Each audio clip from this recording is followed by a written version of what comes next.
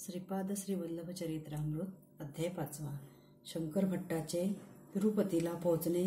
काणिपाकात तिरुमलदासांची भेट. श्रीपाद राजम शरणम प्रपद्ये. श्रीपादांच्या अनुग्रहाने शंकर भट्टाची शनिपीडा निवारण. मी माझ्या प्रवासात परमपवित्र तिरुपती महाक्षेत्रास आलो. माझ्या मनात केव्हाही न अनुभवलेल्या शांतीचा अनुभव आला. तिरुपती महाक्षेत्रातील पुष्करणीचे स्नान करून श्री व्यंकटेश्वराचे दर्शन घेतले. मंदिराच्या अंगणातच ध्यानस्थ झालो. ध्यानात श्री व्यंकटेश्वरांना स्त्रीमूर्ती रूपात पाहिले. बाल त्रिपुर सुंदरी या रूपात पाहिलेली मूर्ती थोड्या क्षणातच परमेश्वराच्या रूपात बदलली आणि थोड्या वेळाने महाविष्णूच्या रूपात बदलली.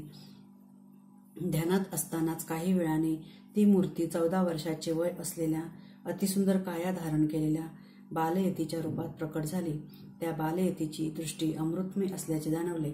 नेत्रद्वयातून हजारो मातेच्या वात्सल्यानुरागाची जणू वर्षाच होत होती. एवढ्यातच त्या बालयतीजवळ काळ्या रंगाचा एक कुरूप माणूस पोहोचला.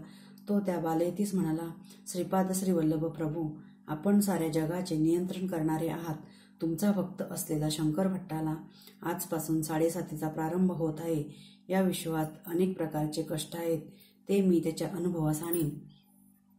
प्रभूच्या आज्ञेसाठी येथे उभा आहे. करुणासागर प्रभू म्हणाले, अरे शनेश्वरा, तू कर्मकारक आहेस. जीवांना कर्मफलितांचे अनुभव करवून त्यांना कर्मविमुक्त करतोस. तू तुझ्या धर्माला अनुसरून कर्तव्य कर. आश्रित जनांचे रक्षण करणे ही माझी प्रतिज्ञा आहे. म्हणून शंकर भट्टाला मी तुझ्यापासून झालेल्या कष्टकाळात सहाय्य करून कशी सुटका करून देतो ते तू बघ. श्रीपाद महाराज आणि शनेश्वराचे असे संभाषण झाल्यावर दोघेही माझ्या ध्यानातून निघून गेले. परंतु नंतर भगवत मूर्तीचे ध्यान करणे कठीण झाले. माझ्या कष्टकाळाची सुरुवात झाली. श्रीपादांकडून माझी कष्टातून सुटका होईल याचा दृढ विश्वास होता. मी तिरुमलाहून तिरुपतीला आलो. तिरुपतीच्या रस्त्यावर मनाला वाटेल तसे चाललो होतो. मन चंचल होते. एक न्हावी मला बळजबरीने थांबवून म्हणाला, तू 20 वर्षापूर्वी घरातून पळून गेलेला सुबैया आहेस ना? तुझे आईबाप काळजी करीत आहेत. तुझी भार्या रजस्वाला झालेली आहे. ती वयात आली आहे. तू तिच्याबरोबर संसार कर. मुळाबाळासहित सुखी राहा. तेव्हाच मी म्हणालो, अहो, मी शंकरभट्ट नावाचा कन्नड देशात राहणारा ब्राह्मण वाटसरू आहे आणि पुण्यक्षेत्र संचार करीत येत आहे. मी दत्तभक्त आहे. श्री दत्तप्रभू श्रीपाद श्री वल्लभ या नामरूपाने अवतरले आहेत असे ऐकून कुरुगंडीला प्रयाण आरंभले आहे. परमपवित्र गायत्रीची शपथ घेऊन सांगतो, मी ब्रह्मचारी आहे. मी तुम्हा म्हणता तो सुबैया न्हावी नाही. परंतु माझा आवाज ऐकणारे कोणी नव्हते. तेथे पुष्कळ लोक जमा झाले होते. प्रत्येकजण कोणत्या ना कोणत्या रीतीने माझी निंदाच करत होता. मला सुबैया नावाच्या माणसाच्या घरी नेण्यात आले. सुबैयाचे आई वडील मलाच त्यांचा मुलगा समजून अनेक प्रकारे माझी समजूत घालीत म्हणाले, यापुढे आम्हाला सोडून जाऊ नकोस. रजस्वला स्त्रीला सोडून जाणे हा महाअपराध आहे. त्यातील एक माणूस म्हणाला, सुबैया दाढी आणि मिशांनी झाकला गेला आहे. याचे शौर्य कर्म केल्यास पूर्वीची कळा येईल. मी सुबैया नाही असे अनेकदा सांगितले, परंतु माझे ऐकणारे कोणीच नव्हते. बळजबरीने माझे क्षौर करण्यात आले. गुळगुळीत गुंडू केला. दाढी मिशा पण काढून टाकल्या. माझ्या गळ्यातील पवित्र यज्ञोपवीत सुद्धा काढून टाकले. माझ्यासाठी त्यांच्या माहितीतल्या एका भूतवैद्याला बोलवण्यात आले. त्यांनी विचित्र अशी वेशभूषा केली होती. त्यांच्या भयंकर दृष्टीनेच माझ्या हृदयात कापरे भरले. मला बांधून चाकूने माझ्या डोक्यावर वार केला गेला. त्यावर लिंबाचा रस आणि विविध प्रकारचे रस ओतले गेले. मला तो त्रास सहन होत नव्हता. हा सगळा छळ झाल्यावर सुबैयाला ब्राह्मण भूताने पछाडले आहे, म्हणूनच हा जानवे घालून मंत्र वरळतो असा निर्णय घेण्यात आला. तिरुपतीत असलेले ब्राह्मण सुद्धा स्तब्धच झाले होते. ह्या नगरात आलेला वाटसरू सुबैयाच आहे. त्याला एका ब्रह्मराक्षसाने बांधले आहे असेच ते समजले. मला त्या गावातील मोठ्या श्रेष्ठ ब्राह्मणांकडे नेले गेले. मी कन्नड देशीय स्मार्त ब्राह्मण आहे. भारद्वाज गोत्राचा आहे. नमक चमक मला येते. संध्यावंदन पण करतो असे माझ्या सांगण्यावर त्यांचा विश्वासच नव्हता. सुबैयास एक कन्नड ब्राह्मण भूताने झपाटले आहे. त्यासाठी योग्य चिकित्सा करून परत पूर्वीसारखे करावे असे त्या श्रेष्ठ ब्राह्मणाने सांगितले. घावाने झालेल्या त्रासाने मी चक्रावून गेलो. माझे रुदन केवळ अरण्य रुदनासारखेच झाले. शुद्धीवर आलो तेव्हा माझ्यासमोर माझ्यासारखाच काळे तेज असलेला एक विकृत आकाराचा माणूस बसलेला आहे असे वाटले. तो माझ्याशी काही न बोलता माझ्यामध्ये सामावून गेला, माझ्याशी तदाकार झाला. 7.5च्या प्रभावाने 7.5 वर्ष माझा कष्टकाळ आहे याची कल्पना मला आली. श्रीपाद श्रीवल्लभ या कष्टाच्या काळात माझे रक्षण करतील असा मला दृढ विश्वास होता. तेवढ्या तापात सुद्धा मी मनात श्रीपाद श्रीवल्लभांचे नामस्मरण करीत होतो. श्रीचरणांचे नामस्मरण केल्याबरोबर माझा त्रास कमी होण्यास सुरुवात झाली. भूतवैद्य मात्र कोंबड्या बकऱ्यांचा बळी देत चित्रविचित्र पूजा करीत होता. मला मात्र पथ्याचा आहार दिला होता. सुपय्याला ब्राह्मण भूताने बांधले आहे, त्यामुळे त्याला शाकाहारच दिला पाहिजे असे मांत्रिकाने सांगितले. श्रीपादांच्या अनुग्रहानेच मला शाकाहार दिला गेला याचे मला बरे वाटले. 3 दिवस मी तीव्र नरक यातना भोगल्या. त्या संकटात सुद्धा मी श्रीचरणांचे स्मरण न चुकविल्यामुळे 4थ्या दिवसापासून संकट येणे बंद झाले. ते लोक माझ्या शरीरावर चित्रविचित्र असे प्रयोग करीत होते. मांत्रिक मधून चाबकाने मारत होता. श्रीवल्लभा शरणम शरणम असे दीनतेने हाक मारीत मी रडत होतो. श्रीदत्तांची अनन्य भक्तीने सेवा करणाऱ्याला ही अशी नरकबाधा कशी असते याचे मला आश्चर्य वाटत होते. तेवढ्यात विचित्र घडले. माझ्या शरीरावर चापकाचा मार बसला, परंतु मला किंचित सुद्धा त्रास झाला नाही. तेव्हा मांत्रिकच रडू लागले. तो मला मारत होता, पण त्याच्या माराचा त्रास त्यालाच होत होता. हे कसे घडते हे त्याला समजत नव्हते. तो माझ्याकडे वेडसर नजरेने पाहत होता. मी मात्र ही श्रींचीच लीला आहे असे समजून हसलो. मी पथ्याचे जेवण जेवत होतो, परंतु ते सुद्धा मला मधुर वाटत होते. मी पोटभर जेवण्यास सुरुवात केली. जेवण श्रीपादांच्या अनुग्रहाचा प्रसाद समजून जेवत होतो. तो मांत्रिक मात्र त्याच्या आवडीचे कोंबड्या बकऱ्या खात असला तरी त्याला ते विषासारखेच भासत होते. त्याची तब्येत पण क्षीण होत होती. तो मला त्रास देण्याचे सोडून केवळ मंत्र पूजा वगैरे करून वेळ घालवित होता. माझा इलाज सुरू झाल्यापासून 5व्या दिवशी त्याचे घर जळून गेले. त्या घरात अग्नी नव्हताच, तरी सुद्धा सगळ्यांच्या देखतच अग्नी प्रकट झाला आणि क्षणातच सगळे राग झाले. 6व्या दिवशी तो खिन्नतेने सुब्बय्याच्या घरी येऊन म्हणाला. सुब्बय्याला लागलेले ब्राह्मणभूत मांत्रिक होते. त्यांनी माझ्या घराला मांत्रिक प्रयोगाने दग्ध केले. वेताळ वगैरे अनेक क्षुद्र शक्तींना प्रसन्न करण्यास अनेक प्रकारच्या पूजा कराव्या लागतील, त्यासाठी अधिक धनराशी लागेल असे त्यांनी सूचित केले. मंत्रतंत्राचा काहीच उपयोग नव्हता. मांत्रिक धनाच्या आशेने असं वागत होता हे मला माहीत होते. विधीचे विधान मानून मान खाली घालून सुब्बय्याच्या पत्नीला माझीच पत्नी म्हणून स्वीकार करण्याची वेळ आल्यास त्याच्यापेक्षा अधिक लाजिरवाणी परिस्थिती काय असणार. त्यापेक्षा मोठा विश्वासघात कोणता असू शकतो याची मला खंत वाटली. मी माझ्या जीवनाशी एवढ्या क्रूरतेने का खेळत आहे समजत नव्हते, उलगडत नव्हते. माझे काळीज कापत असल्याचा अनुभव येत होता. मी सुब्बय्याच्या आईबापांना म्हणालो, माझे मायबाप तुमच्या सर्व स्थावर संपत्तीची विक्री करून या मांत्रिकाच्या मायाजाळात पडू नका. माझी तब्येत चांगलीच आहे.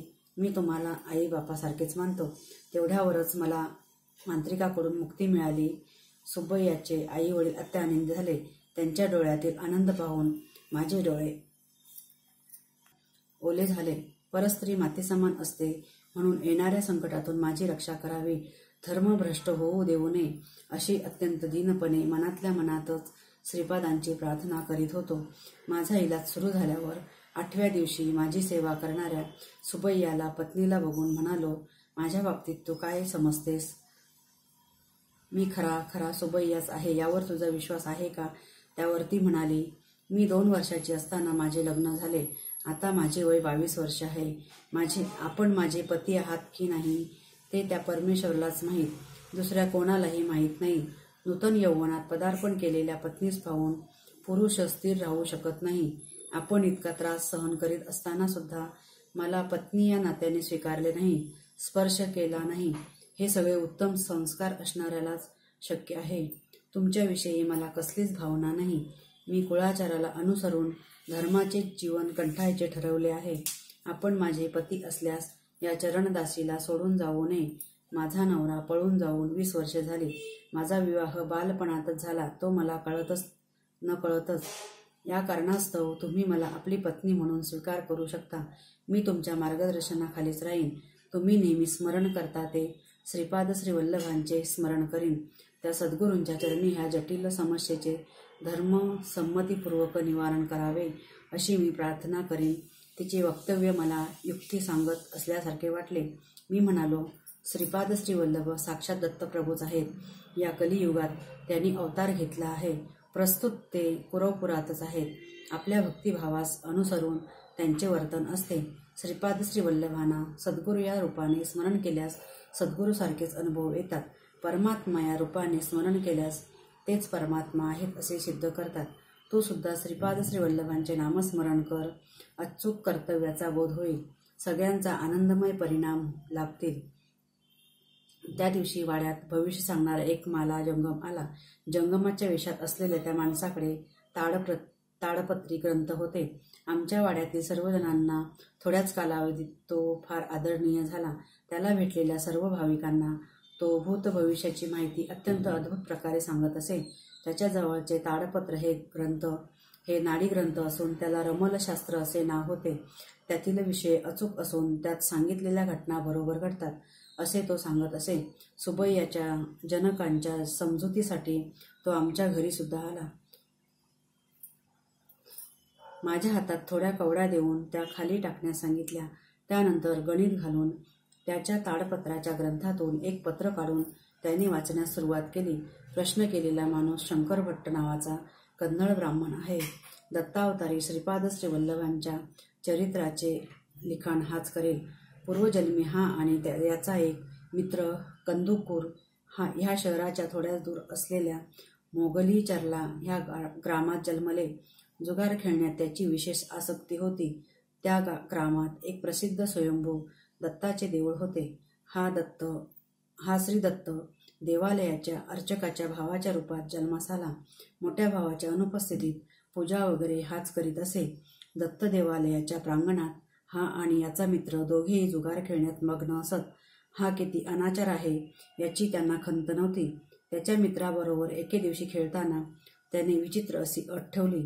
त्याचा मित्र जिंकल्यास ह्याने खेळात हरलेली रक्कम द्यावी आणि हा जिंकला तर त्याच्या मित्राने आपल्या पत्नीस ह्याला द्यावे असे ठरले. या कराराला साक्ष म्हणजे हे दत्तप्रभूच आहेत असे मानून प्रमाण करून जुगार खेळण्यास सुरुवात केली. आपल्या समक्ष अत्यंत वाईट खेळ चालू असलेला दत्तप्रभू बघतच होते. खेळामध्ये शंकर भट्ट विजयी झाला. शंकराच्या मित्राने त्याच्या पत्नीस त्याला देण्याचे नाकारले.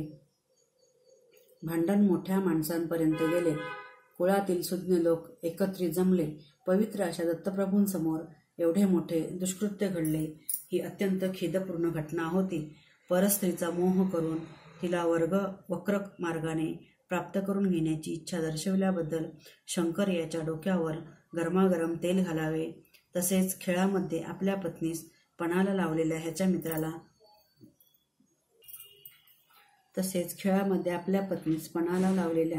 ह्याच्या मित्राला नपुंसकपणा येण्यासारखे अंगछेदन करावे. असे केल्यावर त्या दोघांना ग्रामातून बहिष्कृत करावे असा न्यायसुज्ञांनी दिला. त्यांच्या न्यायाची अंमलबजावणी करण्यात आली. शंकर भट्टाने त्याच्या पूर्वजन्मी थोडा काळ दत्तसेवा केल्यामुळे ह्या जन्मी देवभक्ती असलेला जन्म प्राप्त झाला. त्याचा मित्र सुबैया या नावाने क्षौर कर्म करणाऱ्यांच्या घरी परमपवित्र अशा तिरुपती क्षेत्रात जन्मला. त्याचे मन चंचल झाल्यामुळे वेडा होऊन लग्न झाल्यानंतर पळून गेला. भोळसर असलेली सुबैयाची पत्नी निर्दोष आहे.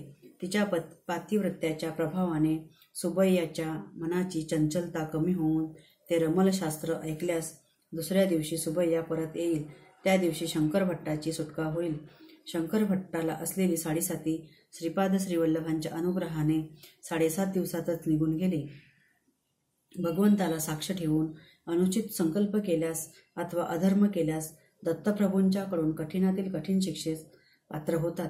सुबैयाच्या मनचंचलतेच्या परिहारास्तव शंकर भट्टाच्या पुण्यातील थोडा भाग खर्च झाल्याचे चित्रगुप्ताने लिहिले आहे.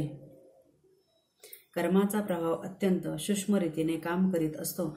ह्या सत्याची जाणीव होऊन जीवाने सदैव सत्कर्मच करावे, दुष्कर्म कधीही करू नये.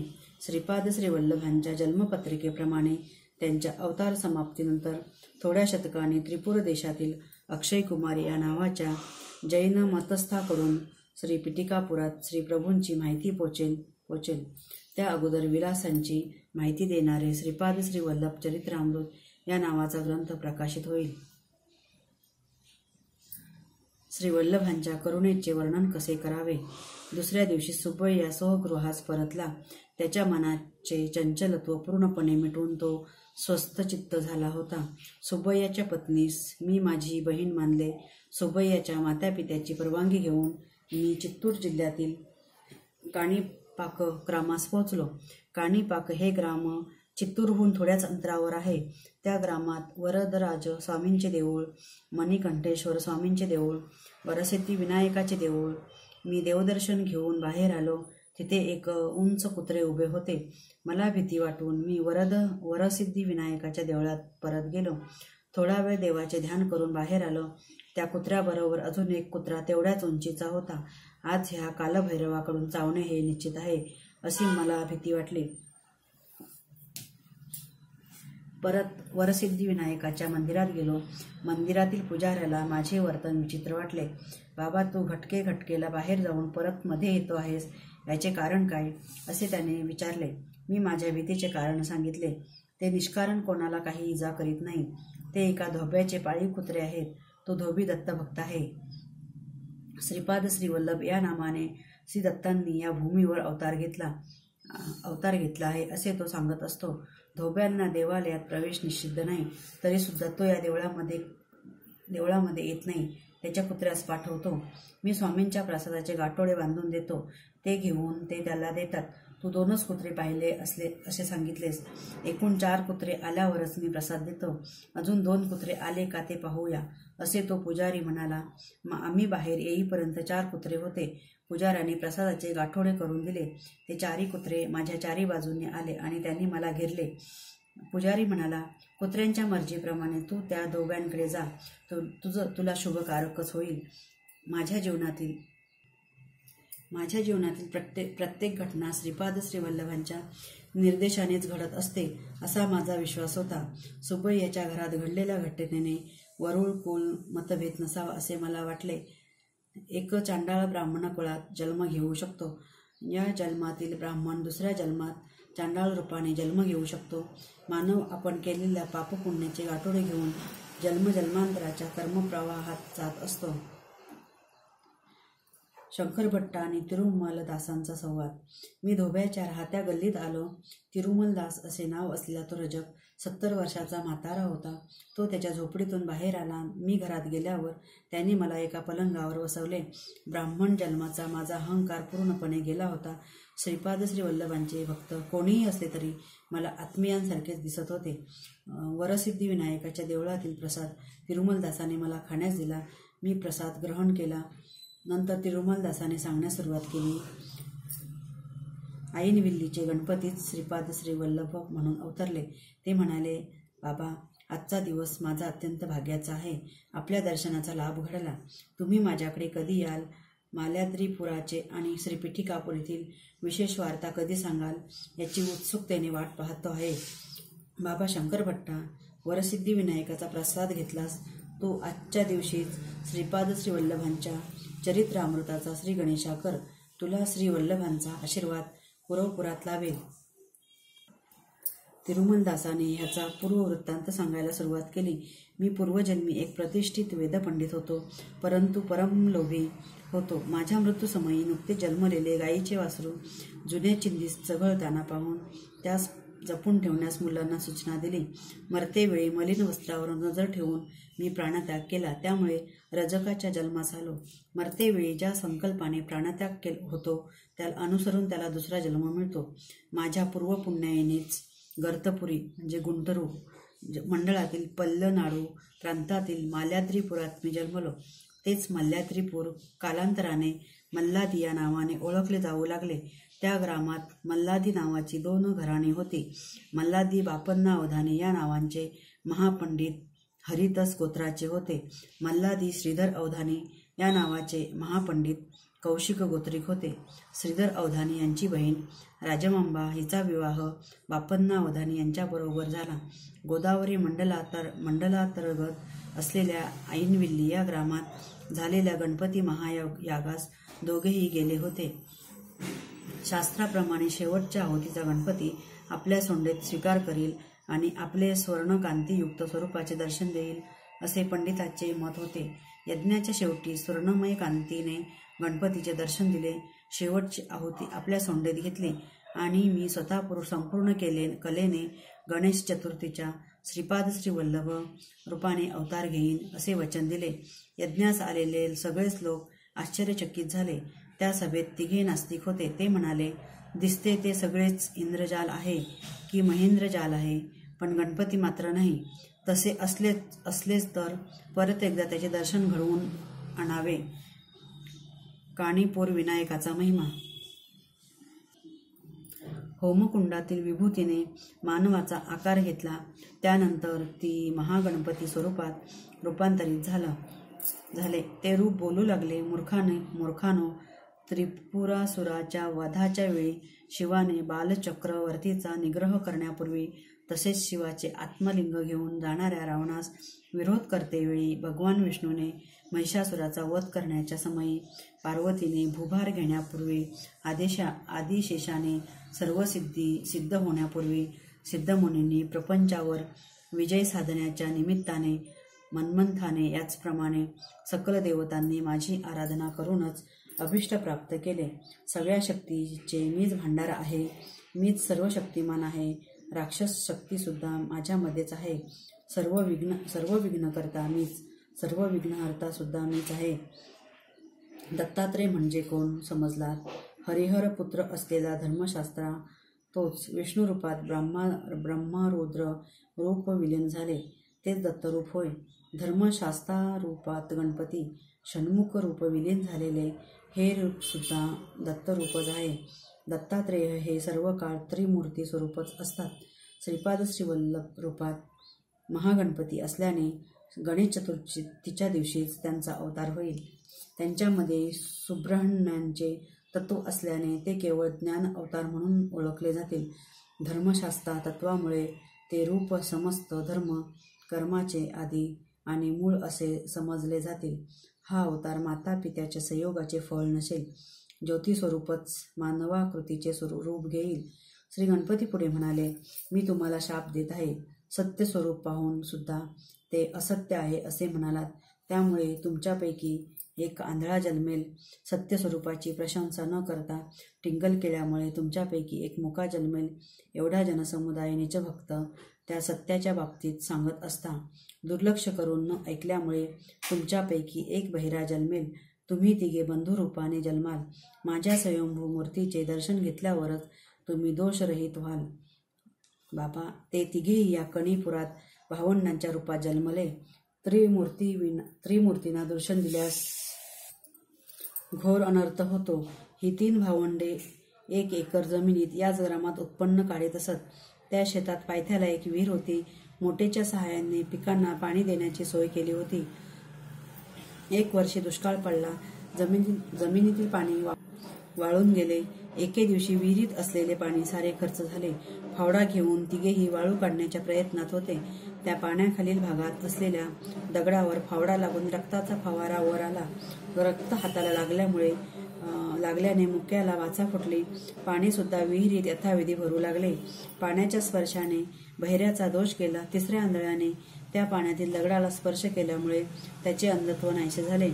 त्या स्वयंभू विनायकाच्या दगडी मूर्तीच्या डोक्यावर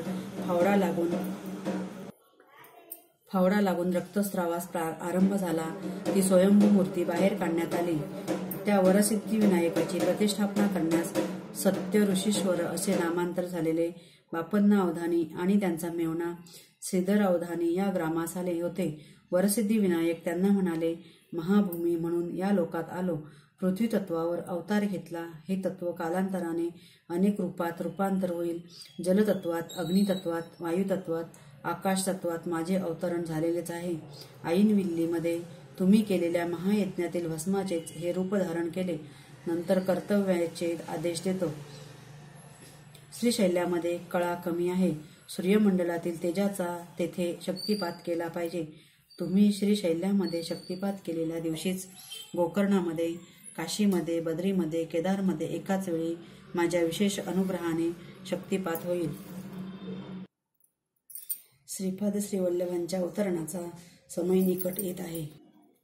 श्रीधरा, तुझ्या घराचे नाव श्रीपाद म्हणून बदलत आहे. कौशिक गोत्रिक तुमचे वंशज आजपासून श्रीपाद या आडनावाने ओळखले जातील. बाबा शंकरा मल्ल्यादीपुरातून सत्यऋषीश्वर आणि श्रीधर पंडित पिटिकापुरात निवास करण्यास गेले. मी श्रीपाद श्रीवल्लभांच्या अनेक बाललीला पाहिल्या. उद्या मी तुला सविस्तर सांगेन. माझ्या पहिल्या बायकोपासून मला एक मुलगा झाला. त्याचे नाव रविदास आहे. तो कुरवपुरात राहत आहे. श्रीपादांची यथामतीने सेवा करीत असतो. श्री श्रीपाद प्रभूंच्या आज्ञेनुसार कणीपुरातच दुसऱ्या पत्नी आणि मुलाबरोबर कुलवृत्तीला अनुसरून राहत आहे. तू श्री पिठिकापुरात अनेक महाअनुभवांना भेटशील. व्यंकटप्पया श्रेष्ठी नावाच्या व्यक्तीस भेटशील तेव्हा अनेक महत्त्वाच्या विषयाबद्दल माहिती मिळेल. श्री श्रेष्ठींनी श्रीपाद प्रभू व्यंकटप्पया श्रेष्ठी या टोपण नावाने हाक मारित असत. श्री श्रेष्ठींच्या वंशावर श्रीपादांचा अभयस्थ आहे. वत्सवाई असे उपनाम असलेल्या नरसिंह वर्मांना सुद्धा भेट. त्यांचा श्रीपादांशी घनिष्ठ संबंध आहे. तुझ्याकडून रचल्या जाणाऱ्या श्रीपादांच्या चरित्रास श्रीचरणांचा आशीर्वाद लाभेल. तू लिहिलेल्या ग्रंथाखेरीज दुसरा कोणताही ग्रंथ श्रीपादांचे चरित्र संपूर्ण रीतीने माहिती देणार असणार नाही. ही श्रीचरणांची आज्ञा आहे. श्रीपाद श्रीवल्लभांचा जय जयकार असो. अध्याय समाप्त.